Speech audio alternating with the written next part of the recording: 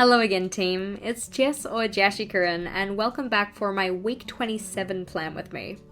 In today's video I'm going to be setting up for the week of the 29th of June through to the 5th of July. But before we get into that, as per usual, we're just going to have a look at how this week was going. Now considering it's actually the 25th of June, this isn't my current weekly, this is actually last week's. But because I didn't have a weekly plan with me video for you last week, I figured I'd show you how last week went. Does that make sense? As you can see, at least half of the spread got filled in. I didn't actually have a use for this page here. I didn't have enough tasks that I needed to record. I had plenty to do, I just didn't write it down. In terms of the spread I'm using this week, well, I didn't set one up, so I actually haven't been using my bullet journal this week. A bit of an unfortunate end to the life of this bullet journal because as next week is mainly in July, it's going into my new bullet journal. Jumping into that one though, as you can see I'm using the craft section of my new Archer and Olive Neapolitan journal. This is the first time that I'm using craft paper. I haven't actually set up for July yet, but I will have my July plan with me video coming out this weekend. Jumping into the time-lapse though, as per usual, any of the equipment I use in today's setup is linked in the description box below.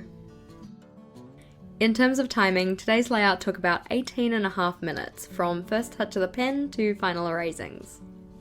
Obviously, as I haven't set up and thus recorded my July plan with me just yet, you guys probably don't know what my theme is going to be, but you can use this layout as a little bit of a hint or a spoiler as to what's to come.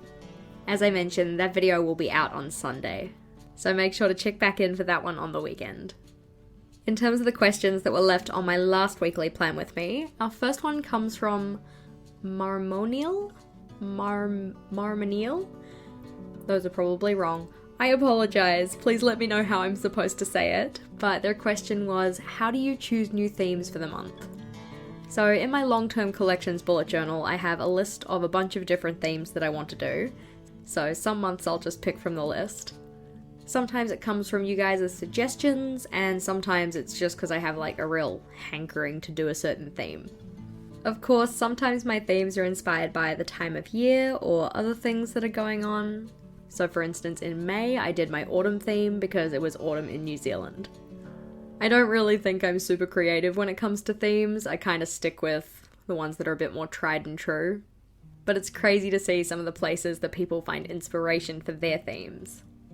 Our next question comes from Anita, who asked, is your school doing anything weird for holidays due to COVID? So my school isn't. We have the holidays coming up at the end of next week, which is going to be at the same time that they were always going to be. And I'm very ready for them, very much looking forward to the holidays. Of course, our last holidays got moved though, so this term was supposed to be 10 weeks and actually ended up being 12. Our next questions come from Caitlin and Kim. Caitlin asked, my question is, what made you start a YouTube? Did you know from the beginning that you would be doing a channel on bullet journaling? And Kim's question was, why did you start this YouTube channel and what is your goal? Honestly, I'm not actually too sure why I started YouTube. I think it was probably one of those things that I was watching a lot of the videos for bullet journaling on YouTube and thought, hey, I can do that. Since then I found that I really do enjoy making videos and I enjoy interacting with you guys in this way. From the beginning I did know that it was going to be about bullet journaling, but since then it's obviously evolved a little bit, so it's not strictly bullet journaling. I've also got my vlogs that I do once a week, and a couple other bits and pieces. They're all pretty much in the realm of planning though. In terms of my goal for the YouTube channel, I don't think I really have like a solid one kind of mapped out. I just really enjoy making the videos and I enjoy getting to share ideas with you guys, try out new things and that kind of stuff. Our next question comes from Kathleen, who asked, how long were you in your Bujo journey before you felt comfortable painting? Well, comfortable is a very strong word for what I feel. Honestly, I still don't really feel all that comfortable painting. I think I'm much better with a pen. The extent of the painting that I've done in my journal has really just been accents, more than like full page paintings or anything like that. It's something I do want to get better at, I'm just not really investing the time to practice right now. Our next question comes from Butterfly Nez, and they were asking, just wondering, how well does the Archer and Olive fare with watercolour? Does the paper bubble because of the water? And how long does it take to dry?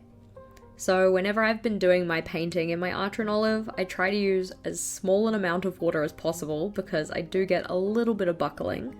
The nice thing is, the less water I use, the less that buckling happens. Also, because I only use a little bit of water, it doesn't take quite as long to dry, which is nice. But I do like to leave my pages open for a couple of minutes before moving on to another page, just in case there's any that's going to transfer.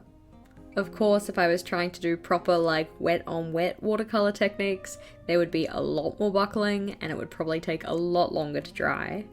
But I just use a small amount of water. Our next questions come from Daphne and Jennifer, and Daphne asked, hope this isn't too personal, but are you and Vogel still having a wedding? If so, how are the wedding plans going? And Jennifer asked, have you guys decided when you're getting married? Do you guys want kids? We are still getting married, at least I think we are. We haven't really made any formal plans yet, we don't really know what we want to do, and the world's kind of crazy right now, so any planning that we were going to do is kind of on hold.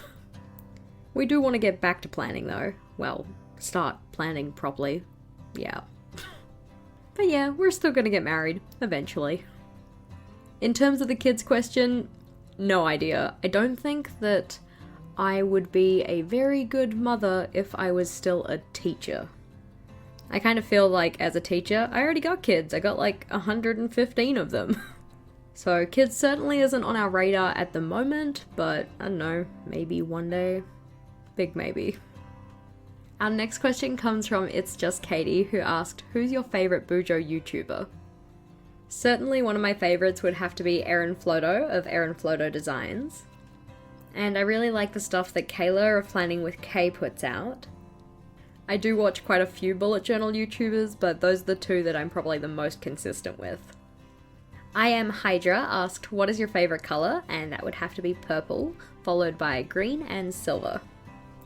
Our next question comes from Emma, who asked, with the push to buy more local, what are some New Zealand stationery stores you enjoy purchasing from?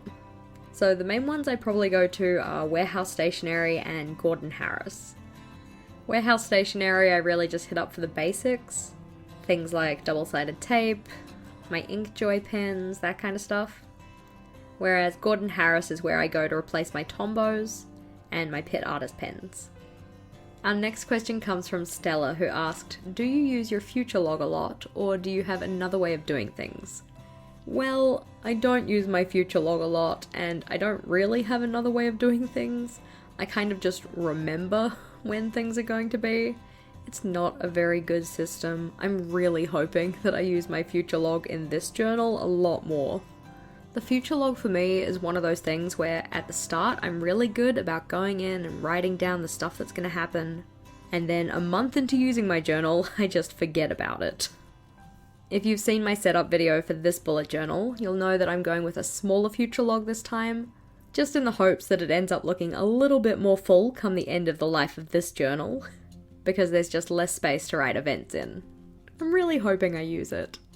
As always, thank you to all of our inquirers, and if anybody else has a question they'd like me to answer in my next weekly plan with me, please do just drop that in the comments below.